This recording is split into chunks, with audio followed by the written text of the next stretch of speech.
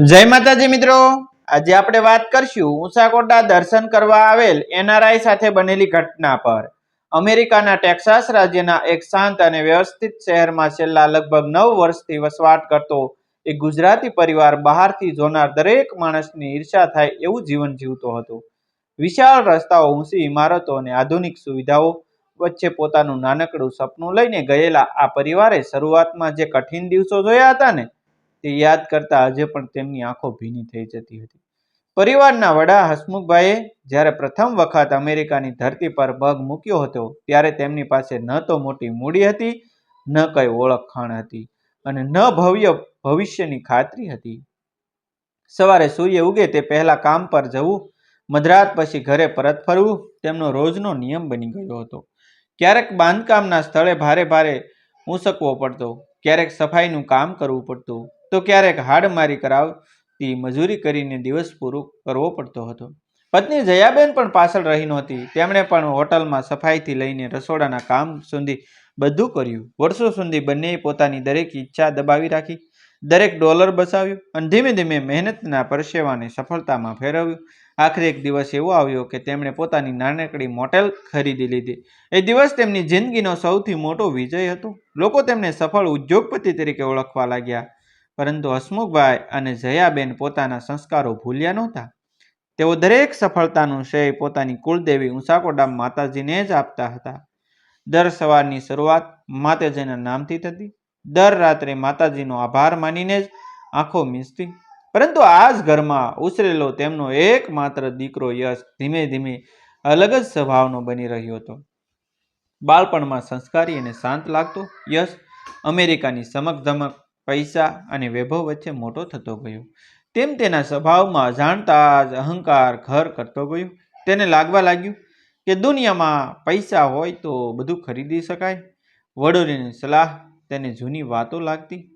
ભગવાન, ભક્તિ અને સંસ્કારોને તે માત્ર વૃદ્ધો લોકોની માન્યતા ગણતો। પિતાએ ઘણી વખત સમજાવ્યું કે જીવનમાં સંપત્તિ કરતાં વિનમ્રતા મોટી હોય છે, પરંતુ યશ હળવું હસીને વાત ટાળી દેતો। ક્યારેક તો ખુલ્લેઆમ કહી દેતો કે મહેનત માણસ કરે છે અને લોકો ભગવાનના નામે શ્રેય આપી દે છે। આવી વાતો સાંભળીને જયાબેનનું હૃદય દુઃખી થઈ જતું, પરંતુ માતા હોવાથી તે માત્ર માતાજીને પ્રાર્થના કરતી કે એક દિવસ મારા દીકરાને સાચી સમજ જરૂર આપશે। દર વર્ષે ભારતમાં આવવાનું આયોજન થતું, પરંતુ કામના ભારને કારણે શક્ય બનતું નહોતું। આ વખતે મોટેલનું સંચાલન વિશ્વાસુ કર્મચારીઓને સોંપીને આખો પરિવાર લાંબા સમય પછી ગુજરાત આવવાનો નિર્ણય કરે છે। વિમાન અમદાવાદની ધરતી પર ઉતર્યું ત્યારે હસમુખભાઈએ વિમાનની બારીમાંથી બહાર જોઈને ધીમા અવાજે કહ્યું કે આ ધરતી માત્ર જન્મભૂમિ નથી, આ આપણા સંસ્કારોની માટી છે। જયાબેનની આંખોમાં આનંદના આંસુ આવી ગયા, પરંતુ યશ માટે આ માત્ર એક પ્રવાસ હતો। એરપોર્ટથી બહાર નીકળતા જ તે ગરમી, ભીડ અને ટ્રાફિક વચ્ચે ફરિયાદો કરવા લાગ્યો। પિતા હસીને બોલ્યા, બેટા, આ જ ધરતીમાંથી આપણે ઉગ્યા છીએ, તેની મજાક ન કરાય। યશે જવાબ આપ્યો, ડેડ, દુનિયા બહુ આગળ વધી ગઈ છે, હજુ પણ લોકો આ બધામાં જ અટવાયેલા છે।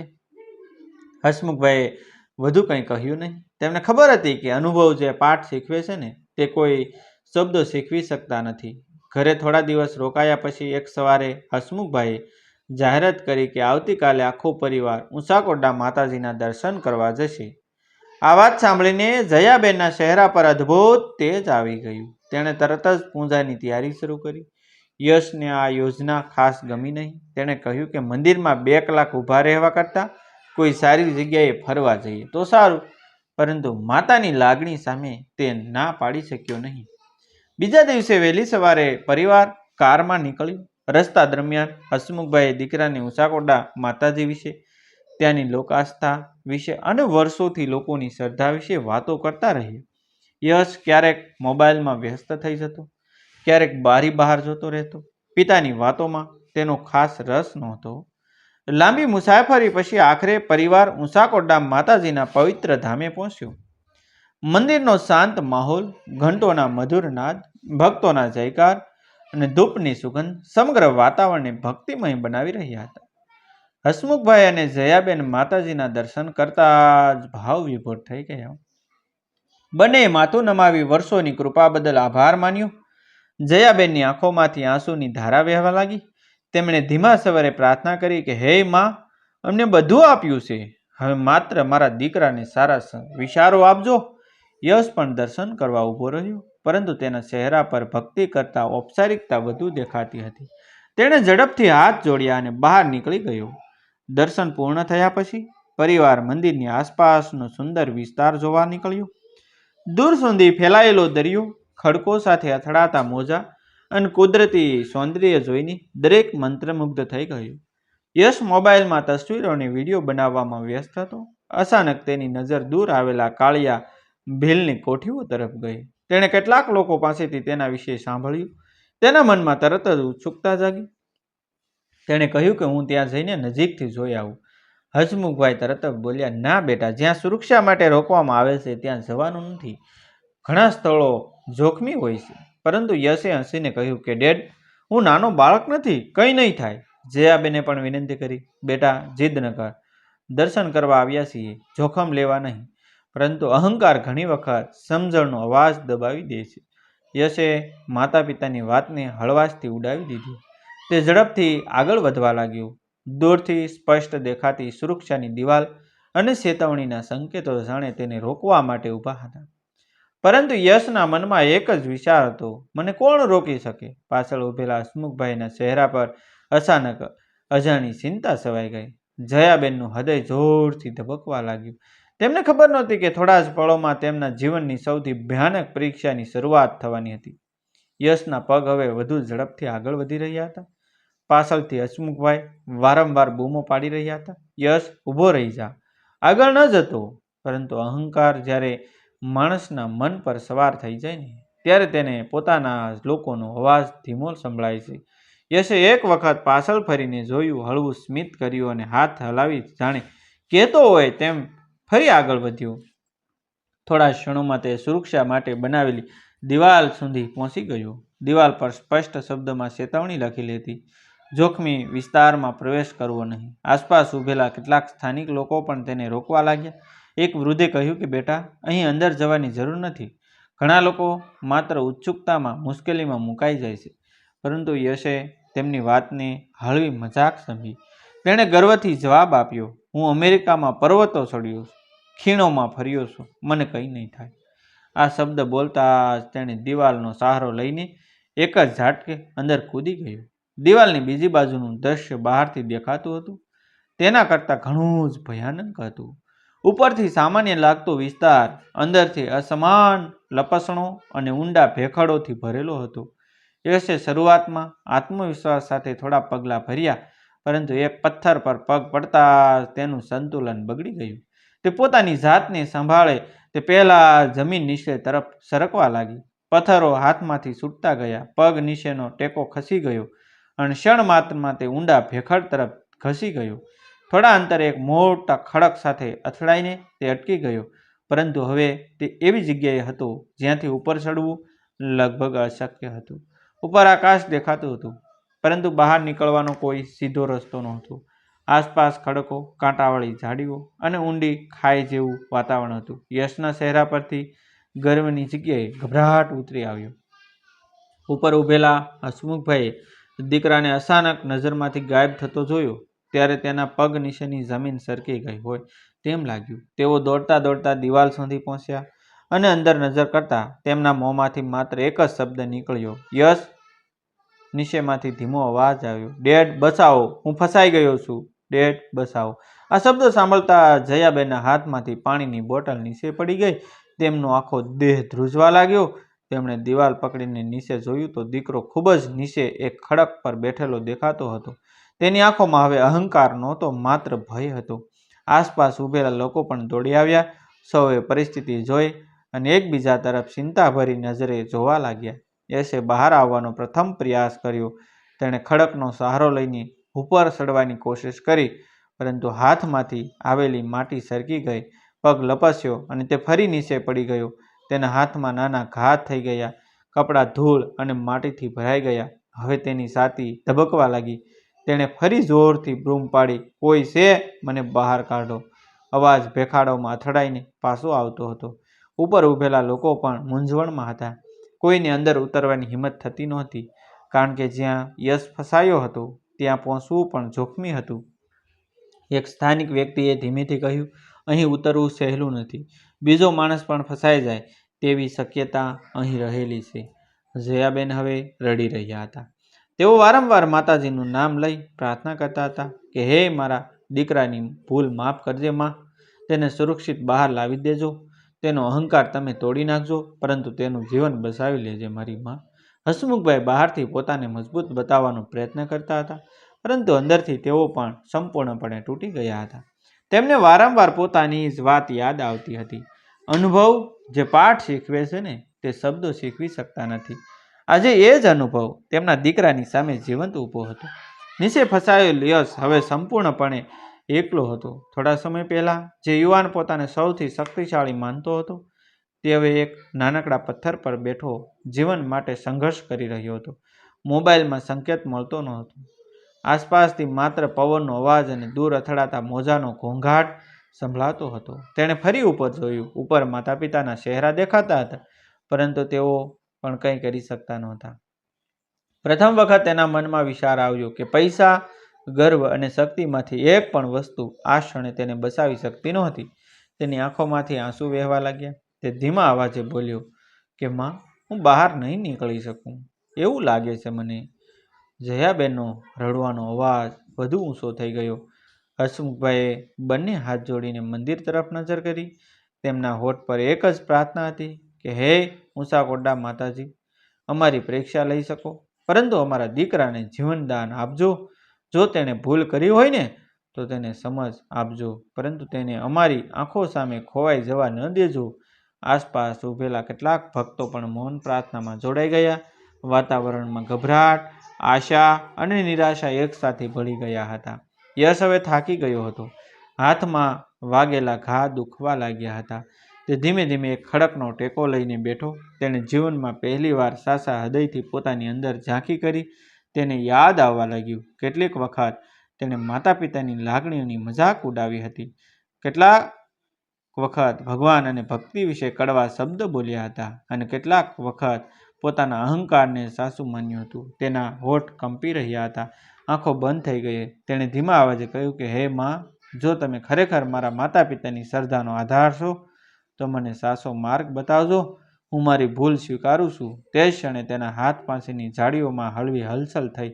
યશે ચમકીને ત્યાં નજર કરી. અંધકાર વચ્ચે કંઈક લાંબી વેલ જેવી વસ્તુ તેની પહોંચમાં ધીમે ધીમે લટકી રહી હતી.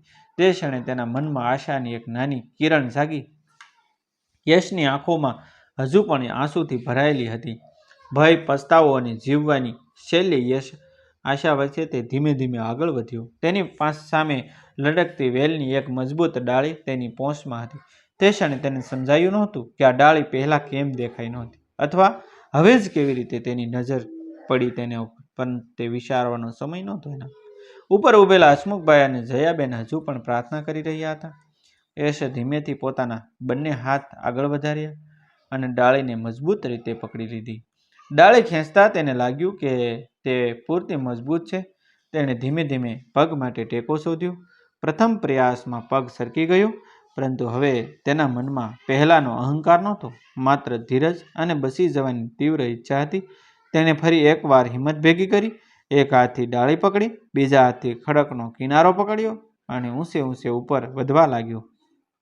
ઉપર ઉભેલા લોકોને અચાનક હલચલ દેખાઈ. કોઈએ બૂમ પાડી, એ ઉપર આવી રહ્યો છે, હિંમત રાખ, ઉપર આવી રહ્યો. હસમુખભાઈએ આંખોમાં આશા સાથે નીચે જોયું. જયાબેન તો હાથ જોડીને સતત માતાજીનું નામ જપતા હતા. યશનો શ્વાસ ઝડપથી ચાલતો હતો. હાથોમાં દુખાવો અસહ્ય હતો, છતાં તે હવે તે અટકવાનો નહોતો. દરેક પગલું જાણે તેને પોતાની ભૂલનો અહેસાસ કરાવતું હતું. થોડા સમયની ભારે મહેનત પછી આખરે તેનો એક હાથ ઉપરના કિનારા સુધી પહોંચી ગયો. ઉપર ઉભેલા કેટલાક લોકોએ સાવધાનીથી તેનો હાથ પકડી લીધો અને ધીમે ધીમે તેને બહાર ખેંચી લીધો. જમીન પર પહોંચતા જ યશ સંપૂર્ણપણે થાકી ગયો. થોડા ક્ષણો સુધી તે શ્વાસ પણ લઈ શકતો નહોતો. જયાબેન દોડીને દીકરા પાસે પહોંચ્યા અને તેને ભેટી પડ્યા. વર્ષોથી પોતાના આંસુ રોકતી માતા આજે બાળકની જેમ રડી પડી. હસમુખભાઈએ પણ દીકરાના માથા પર હાથ ફેરવ્યો. તેમની આંખોમાં રાહત હતી, પરંતુ સાથે સાથે જીવનનો એક મોટો પાઠ પણ હતો. તે એક શબ્દ પણ બોલી શકતો નહોતો. થોડા સમય પહેલા જે યુવાન પોતાના અહંકારમાં કોઈની વાત સાંભળતો નહોતો, તે હવે શાંતિથી માતા પિતાના ચહેરા તરફ જોતો રહ્યો. તેની આંખોમાં સ્પષ્ટ પસ્તાવો દેખાતો હતો. થોડી વાર પછી યશ ધીમે ધીમે ઊભો થયો. તેણે દૂર દેખાતા માતાજીના મંદિર તરફ નજર કરી. કોઈએ તેને જવા માટે કહ્યું નહોતું, કોઈએ દબાણ પણ કર્યું નહોતું, છતાં તેના પગ આપમેળે મંદિર તરફ આગળ વધવા લાગ્યા. દરેક પગલું જાણે તેના મનમાંથી અહંકારનું એક એક પડ ઉતારતું હતું. મંદિરના પ્રાંગણમાં પહોંચીને તેણે શાંતિથી માથું નમાવ્યું અને માતાજીના શરણો પાસે બેસી ગયો. આંખોમાંથી આંસુ સતત વહેતા રહ્યા. ધીમા સ્વરે તે બોલ્યો કે માં, આજે હું કોઈ ચમત્કારનો દાવો કરતો નથી, પરંતુ એક વાત જરૂર સમજ્યો છું કે અહંકાર માણસને અંધ બનાવી દે છે. હું મારા માતા પિતાની વાત ન માની, વડીલોની ચેતવણી અવગણી અને મારા જ અહંકારના કારણે આ મુશ્કેલીમાં ફસાયો. આજે હું જીવતો બહાર આવ્યો છું. તે મારા માટે બીજી તક છે. હવે હું ક્યારેય અહંકારને મારા જીવન પર રાજ નહીં કરવા દઉં. મંદિરમાં હાજર ઘણા ભક્તો શાંતિથી આ દ્રશ્ય જોઈ રહ્યા હતા. કોઈએ કોઈ વધારાની વાત કરી નહીં. દરેક વ્યક્તિએ આ ઘટનામાં પોતપોતાનો અર્થ શોધ્યો. કેટલાક માટે આ માત્ર જોખમી જગ્યાએ જવાથી બનેલી દુર્ઘટના હતી, તો કેટલાક માટે આ શ્રદ્ધા અને આત્મચિંતનની ક્ષણ હતી. હસમુખભાઈએ દીકરાના ખંભા પર હાથ રાખીને કહ્યું કે બેટા, જીવનમાં સૌથી મોટો વિજય બીજા પર જીતવાનો નથી, પોતાના અહંકાર પર જીતવાનો છે. યશે પિતાના પગે લાગી માફી માંગી. પછી માતાના શરણ સ્પર્શ કરીને કહ્યું કે મમ્મી, તમે વર્ષોથી જે શીખવતા હતા ને, તે આજે મને સાચા અર્થમાં સમજાયું. અમેરિકા પરત ફર્યા પછી યશના જીવનમાં ધીમે ધીમે મોટો બદલાવ આવવા લાગ્યો. હવે તે કર્મચારીઓ સાથે નમ્રતાથી વાત કરતો. પહેલાં જે લોકોને સામાન્ય સમજીને અવગણતો હતો ને, તેમની મહેનતનું સન્માન કરવા લાગ્યો. માતા પિતા સાથે વધુ સમય વિતાવતો. જીવનમાં પૈસા જરૂરી છે, પરંતુ સંસ્કાર, વિનમ્રતા અને વડીલોની સલાહ તેનાથી પણ વધુ મૂલ્યવાન છે. આ વાત તેણે પોતાના અનુભવથી શીખી. જ્યારે પણ કોઈ ઉતાવળમાં જોખમ લેવાની વાત કરતો, ત્યારે યશ શાંતિથી પોતાની ઘટના સંભળાવતો અને માત્ર એટલું જ કહેતો કે ચેતવણીનું પાલન કરવું કાયરતા નથી, સમજદારી છે. સમય પસાર થતો ગયો, પરંતુ ઉસાકોડા માતાજીના ધામની તે ઘટના પરિવાર ક્યારેય ભૂલી શક્યો નહીં. દર વર્ષે ભારત આવતા તેઓ ફરી દર્શન કરવા જતા. આ વખતે યશ સૌથી પહેલાં મંદિરના દ્વાર પર માથું ટેકાતો અને પછી આસપાસના યુવાનોને પણ વિનંતી કરતો, સુરક્ષાના નિયમોનું પાલન કરો, કારણ કે એક ક્ષણનો અહંકાર આખું જીવન બદલી શકે છે. આ ઘટના આપણને પણ એક સરળ પરંતુ ઊંડો સંદેશ આપે છે. શ્રદ્ધા વ્યક્તિગત વિશ્વાસનો વિષય છે, પરંતુ અહંકાર અને બેદરકારી કોઈ પણ વ્યક્તિને મુશ્કેલીમાં મૂકી શકે છે. વડીલોની સલાહ, સુરક્ષાના નિયમો અને વિનમ્રતા જીવનને સુરક્ષિત અને સાર્થક બનાવે છે. ઘણી વખત જીવન બીજી તક આપે છે, પરંતુ દરેકને હંમેશા મળે જ એવું જરૂરી નથી. તેથી સમજદારીપૂર્વક લીધેલું એક પગલું અહંકારમાં ભરાયેલા 100 પગલાં કરતાં હંમેશા શ્રેષ્ઠ હોય છે. અશિવકરણ આ સ્ટોરી માત્ર મનોરંજન અને પ્રેરણાત્મક હેતુથી રજૂ કરવામાં આવી છે. તેમાં દર્શાવેલા પાત્રો, સંવાદો અને ઘટનાઓનું વર્ણન સર્જનાત્મક રીતે રજૂ કરવામાં આવ્યું છે. વાર્તામાં વ્યક્ત થયેલી શ્રદ્ધા અને ધાર્મિક અનુભૂતિ પાત્રની વ્યક્તિગત માન્યતાઓ છે. તેને ચમત્કાર અથવા સાબિત થયેલા તથ્ય તરીકે ન માનવા વિનંતી. કોઈ પણ ધાર્મિક સ્થળે અથવા જોખમી વિસ્તારોમાં હંમેશા સ્થાનિક નિયમો અને સુરક્ષા સૂચનોનું પાલન કરવું જરૂરી છે. થેન્ક યુ મિત્રો, મળશું આપણે એક નવા વિડીયો સાથે. Thank you.